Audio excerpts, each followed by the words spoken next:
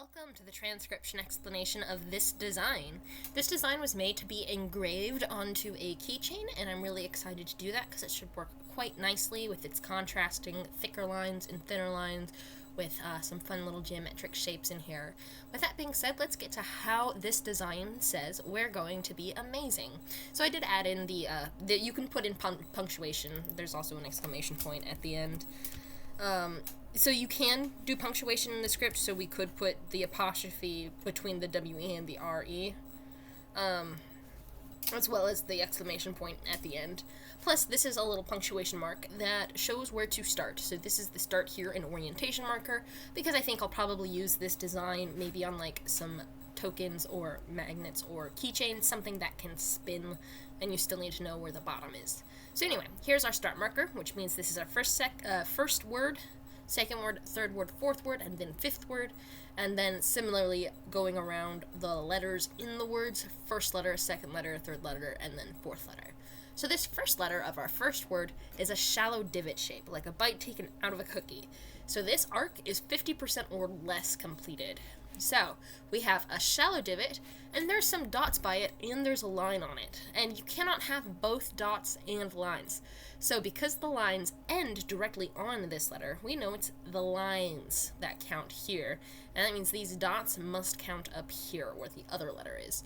So this line letter is a shallow divot with one line ending on it, and then the line ends on it again here. So that's two lines ending on it. So that counts for two, because even though this is one line, it ends here and it ends here. So that makes it in this column. So we combine the row with the column to get the letter. So this is a W.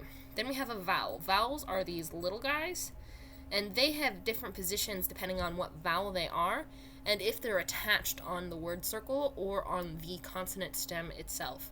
So this is just by itself on the word circle, so we're going to look down here, and that makes it an E, because it's right on the line. Then we have these two lines. This double line, parallel line, is the apostrophe, and it connects from the sentence circle to the word circle, showing it is a punctuation mark and not just a line modifier.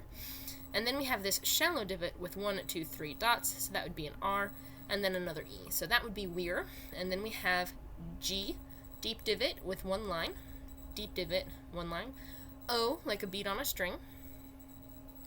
I has a line going towards the middle of our word circle, that green one here, I, and then we have this circle, and it's on the line of our word circle.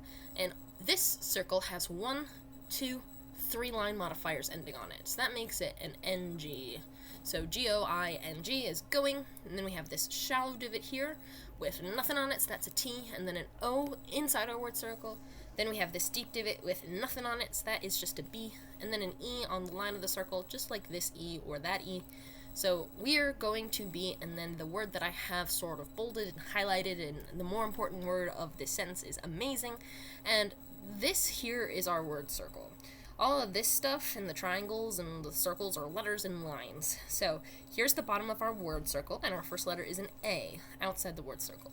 Then we have this letter, and it is a completed circle inside the word circle. And if we count the lines that end on it, there's this one that ends here, otherwise we'd see the little pointy bit out here. There's this one, otherwise we'd see the curve. And this one, 1, 2, 3 lines end on it. These other lines, they pass through. So that would be 3 lines, which is good, because an M has 3 lines. Here's another A outside the word circle. Then we have a Z and an I together. So these lines pass through the Z because the Z has no lines. Instead, a Z has 3 dots, which they're here, 1, 2, 3. The I has a line going inwards, and then last but not least, again on our word circle, we have this completed circle on the line, and there's 1, 2, 3 dots on it, making it an NG. And then last but not least, our exclamation point is 3 dots out in the sentence circle. So these little divots are places where you can put punctuation, and if you don't have any punctuation marks but still want to kind of fill in some empty space, you can put a divot here, and decorative divots do not affect the translation on the sentence circle because there's no stems here, there's no punctuation shapes that match this divot sort of shape, only completed circles or lines. So divots are safe to make as you would like on the sentence circle. So yeah, that is that design. I hope you like it. Thanks. Bye.